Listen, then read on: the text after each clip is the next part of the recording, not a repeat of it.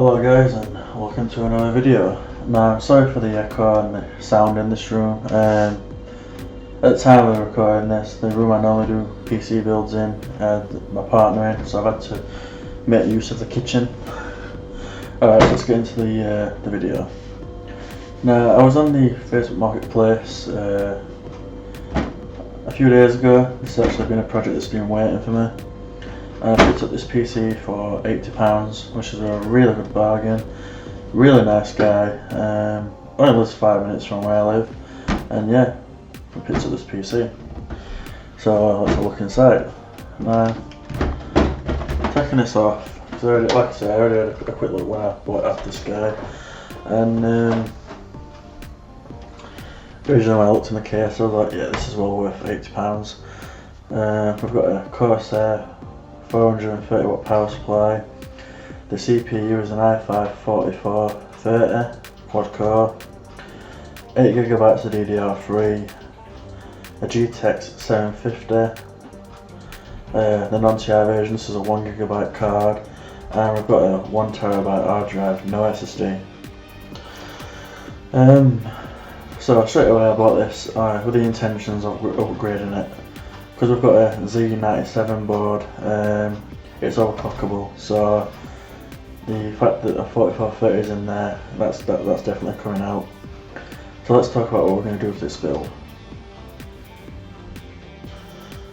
Alright, so for the CPU, I managed to get a really good bargain on a 4690K, which is an i5. Managed to pick this up for £28.50 with posting. P&P on eBay, so yeah, not bad. These go for around £60 normally. For the GPU, I did plan to put a RX 570 in this build, but it's the free fan version, and the hard drive bay is going to get interference with it. So if we're going with a 1050 Ti instead, a little less in performance, but you know, I don't have a 2-fan RX 570 at the moment or anything smaller to put in this. So I picked this up for £70 on eBay again. And because we've got a 4690K and we're going to be overclocking, we're going to put in a Corsair all-in-one cooler solution, or AIO for short. And I picked one of these up for £20 with the LGA 1150 bracket. So not bad, about £120 upgrade. We are going to be putting an SSD in there as well, so that was £10 because we're in 2019 after all, and if you boot off a mechanical hard drive, it takes way too long. So £130, well, roughly about, I ain't roughly added it up, but around £130 of upgrades. Let's get to it.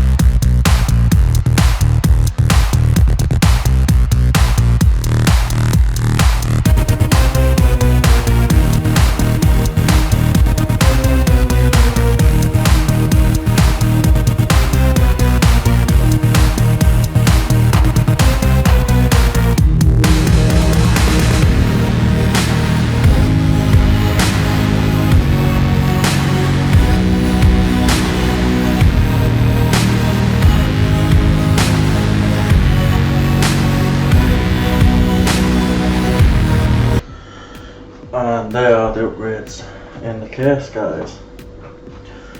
So I just want to go over a few things while we're upgrading this PC. Because of the tubes and the width of this, we had to mount the AIO the other way around because the mounting screws was it was interfering with the power supply. So the only way to mount this in this case was to do it the other way around, so I can mount it, because this width of the bottom where the tubes are, it's greater than the one at the top. So we have to do it the other way around to get it to fit in this case. Oh, well, we've had to put it in another case entirely, so I just did it the other way around. Another thing is the SSD. I had to mount it, 2 screws. I've also done 2 on the back as well. The previous owner, the hard drive bays have been took out, so in terms of upgradability on the hard drives would be limited unless you can get you get a serial number of this case and you get some more hard drive bays, because there are, I think there's 3 missing altogether. There's 1 terabyte at the bottom, as like I said at the beginning. So we've got a 1 terabyte hard drive and a 120 gigabyte SSD, which should be plenty for anybody gaming today. So what I'm doing now, guys, is install Windows 10 on this tomorrow because it's very late now, and we're going to overclock the CPU, do a little bit of overclocking on the 1050 Ti, and then run some games on it and see what it does. So let's just bring you guys in a closer look on this. So I don't have the bestest camera, guys. So the cable management isn't the great on this case because there's no way to put the cables down the back. It's one of those cases where you've got a really thin width at the back. So I've just cable tied all these back so nothing's going to interfere during gaming. And yeah, I'm very happy the way this turned out.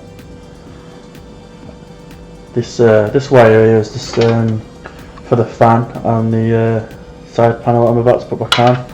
But yeah, let's get Windows 10 on this thing and overclock it. Now let's play some games. Alright. And we have it booted, and we've got an overclock on there. So the i5 4690, we got that overclocked to 4.3 GHz at 1.2 volts. Now we could have pushed this further, but you know, I think 4.3 is fine for what we're going to be doing with this. The RAM is at 1600 MHz, and yeah, this thing performs pretty well with the overclock. As for the GTX 1050 Ti, I have got an overclock on there of 200 on the core and 1000 on the memory, which is fine for the 1050 Ti. So yeah, with the £130 ish what I paid in upgrades and the £80 for the actual PC, £210. So this is not too bad at all in terms of performance. And we can even change the lights on there from blue to red, which, you know, little things there. So yeah, let's test some games. So here we have Borderlands 3, quite a new title in medium settings, and most of the time we're above 60 FPS, but we did dip into the mid 50s, around the 55 area, and yeah, this game was very playable in medium settings with this hardware. The 1050 Ti was holding us back here, not the CPU. But if we put a 1060 in here, we'll be able to get high or very high settings. But yeah, definitely a game I need to go back to and complete. Just killing the little psychos there.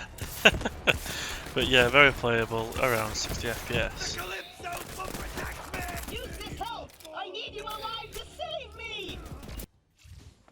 Here we have Jump Force, and this game locks to 60 FPS from what I could tell, and in medium, most of the time we could maintain 60 FPS. Now we did get lows of like 49-50 area, but most of the time it stayed at 60 FPS. And you know, who don't like to play as Goku? Yeah, but this hardware had no problem with Jump Force.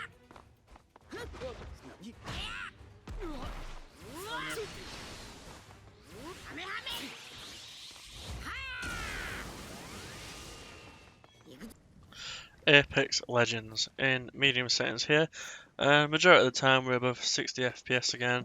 I think we got into the 80s. We did dip below into the under the 60s,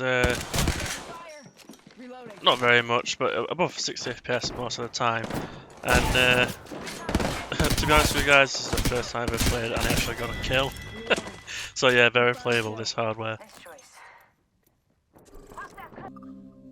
I also run Heaven Benchmark, and on average we had 83 FPS score, and we got a score of 2,104. This was in the medium preset, and yes, did very well. I thought I would chuck in a Cinebench score, and we got a score of 661 in Cinebench, which is not too bad for this CPU.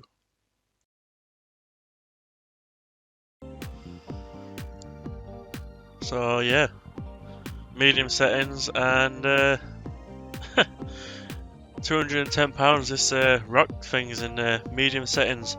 All those games were tested in medium settings, and yeah, mostly games around 60 FPS or just a little bit under. Some games were higher than 60 FPS, but yeah, £210 all in, not too bad at all. Very impressive little machine.